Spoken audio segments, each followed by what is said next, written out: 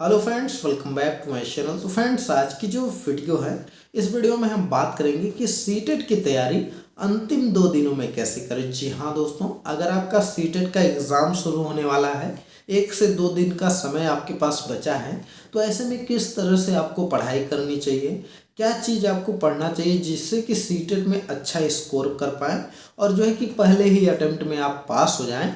तो इसी पर इस वीडियो में हम चर्चा करेंगे। इस वीडियो को शुरू से लास्ट तक देखिएगा, बहुत ही इम्पोर्टेंट वीडियो है। तो फ्रेंड्स, चलिए वीडियो को स्टार्ट करते हैं। अगर आप लोग चैनल पर नए हैं तो चैनल को ज़रूर सब्सक्राइब कर लीजिए।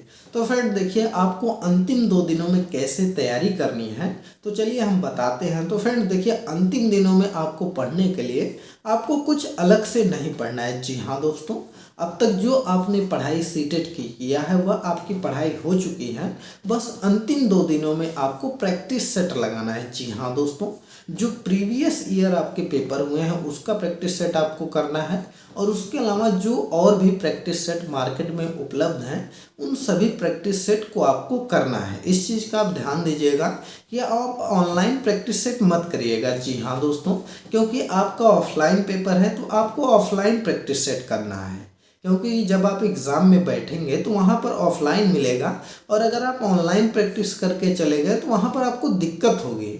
तो इसलिए आप क्या करिए कि अभी आपके पास 2 दिन का समय है, आप अपना प्रैक्टिस सेट उठाइए और ज़्यादा से ज़्यादा जितना ज़्यादा प्रैक्टिस सेट हो सके उसको सॉल्व कर जाइए। उसको सॉल्व करने से यह होगा, एक तो आप अभी तक जो कुछ भी पढ़े हैं उसका कॉन्सेप्ट क्लियर हो जाएगा, और दूसरी चीज़ यह भी होगी कि कैसे पेपर आता है, किस तरह के क्वेश्चन होते हैं, तो इसकी आपकी प्रैक्टिस हो जाएगी।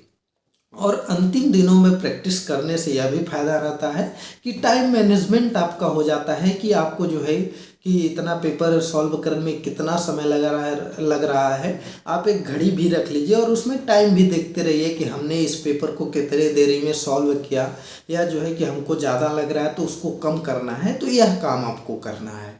और फ्रेंड्स, आप प्रीवियस ईयर जरूर लगाइएगा, क्योंकि सीटेट का जो आपका पेपर होता है वह पूरा पैटर्न जो है कि प्रीवियस ईयर के हिसाब से ही होता है। जो पीछे उसके पेपर हुए हैं उसी के आधार पर अगला पेपर भी आता है। तो इसलिए आपको प्रीवियस ईयर जरूर ध्यान देना है। प्रीवियस ईयर अगर आप अच्छे से पढ़ लेते हैं तो उसमें से लगभग 60 से 70% नंबर तो आपके प्रीवियस ईयर क्वेश्चन पेपर से मिल जाते हैं। तो इसलिए आप उसको ज़्यादा ध्यान दीजिए, तो आपको टाइम मैनेजमेंट करने आ जाएगा, और जो है कि आपकी प्रैक्टिस भी हो जाएगी। आपको इस चीज़ से बचना है कि आपको नई चीज़ें नहीं पढ़नी है। जी हाँ दोस्तों, आपके पास 1-2 दिन का समय है, तो ऐसे में आपको नए टॉपिक को नहीं अटेंड करना है जो अभी आपका छूट गया है। क्योंकि अगर आप नए टॉपिक को अटेंड करेंगे तो अभी तक जो आप पढ़े हैं तो उसका रिवीजन नहीं कर पाएंगे। तो इसलिए आप क्या करिए कि जितना कुछ अभी तक पढ़ लिए हैं उन सभी का आप रिवीजन करिए और उसका प्रैक्टिस सेट करते चलिए। तो इस चीज़ को आपको ध्यान देना, अंतिम दिनों में इसी तरह से आपको पढ़ना है, आपको अलग चीज़ें नहीं पढ़नी। एक चीज़ और आप करिएगा कि जब आप प्रैक्टिस सेट लगाइएगा तो उसमें जो है कि कुछ इम्पोर्टेंट टर्म आपको मिलते हैं, कुछ ऐसे कथन वगैरह मिल जाते हैं जो कि ज़्यादा इम्पोर्टेंट हैं और आपको अभी याद थे और अभी आप भूल रहे हैं, ऐसा अगर आपको लग रहा है तो आप क्या करिए कि उसमें से इम्पोर्टेंट चीज़ें आप 1 पेज या 2 पेज पे कहीं पर नोट भी कर सकते हैं। तो ऐसे में करने से क्या होगा कि जब आप 1 पेज या 2 पेज पे वह चीज़ें शॉर्ट चीज़ें नोट किए रहेंगे, तो आप जब एग्ज़ाम शुरू होने वाला रहे उस दिन सुबह में आप एक बार देख भी सकते हैं कि यह इम्पोर्टेंट चीज़ें हैं, और इसको जो है कि एक बार रिवाइज कर लेंगे तो आप जब एग्ज़ाम हॉल में बैठेंगे तो वह चीज़ें याद रहेंगी।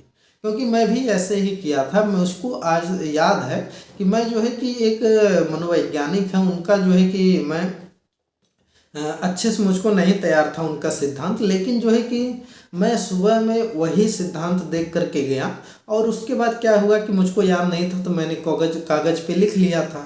तो वह सिद्धांत मैं बस एक बार ऐसे सरसरी निगाह से देख लिया था, याद भी नहीं किया था, और वही जो है कि डायरेक्ट एग्ज़ाम में आ गया था। तो उस समय तुरंत याद हो जाता है। आपको ऐसा लगता है कि नहीं याद है, लेकिन जब आप वहाँ एग्ज़ाम हॉल में बैठेंगे तो वह चीज़ें याद आ जाती हैं। तो इसलिए आप क्या करिए कि उसमें से प्रैक्टिस सेट में से, किताब में से आपको नहीं छांटना है, बस प्रैक्टिस सेट में से जो ऐसा क्वेश्चन लगे कि यह चीज़ इम्पोर्टेंट है उसको आप कहीं पर नोट कर लीजिए। और उसके बाद जब आप एग्ज़ाम देने जाएँ तो एग्ज़ाम देने के पहले आप एक बार देख लीजिए। तो तो यह काम आपको करना है। तो बस फ्रेंड्स इसी तरह से आप करके जाइए, आप बहुत ही अच्छा स्कोर करेंगे। अगर आप इस तरह से पढ़ के चले जाते हैं तो गारंटी है कि आप जो है कि पहले बार में ही सीटेट का एग्ज़ाम पास कर लेंगे। चलिए मिलते हैं अगली एक नई वीडियो में। वीडियो पसंद आई हो तो इस वीडियो को लाइक कर दीजिए, ज़्यादा से ज़्यादा शेयर कर दीजिए, और चैनल पर नए हैं तो चैनल को ज़रूर सब्सक्राइब करिए। चलिए।